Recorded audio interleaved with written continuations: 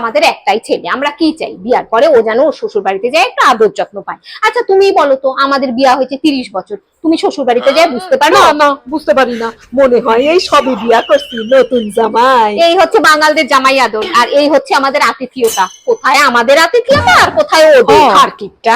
নিজেরাই তো খায় না, মানুষ আসলে খাওয়াবে কি? বাড়িতে লোক আসার নাম শুনে ভয়ে কাঁপে। কি গো, চা করবো নাকি? বসো, আর একটু নেবে, আর একটু দেবো, খাবে, আজকে থাকবে নাকি? এই তো হচ্ছে এদের আপ্যায়নের ছিল কথা, এই বড় বড় ভাষণ। আহা, তুই শাক খটিরা পারবে রান্না করতে? ধুর ধুর, অগো রান্না হইলো ওই বিউলির ডাইল, আলু পোস্ত আর শাকের চচ্চড়ি। আর মাছ বলতে ওই জলের কিছু পোকা, গেড়ি গুগলি চিংড়ি, তাও দিয়ে তো রান্না করে চাটনি। চাটনি? আরে যে হারে চিনি ঢালে ওই রান্না কি আর রান্না থাকে? রান্না হচ্ছে আমাদের। এই যে ডাল দিয়ে খাচ্ছো, এই এক ডাল দিয়ে এক থালা ভাত খাওয়া যায়। অমৃত। আবার বলে আমরা নাকি শাক পাতা জাবা জঙ্গল খাই।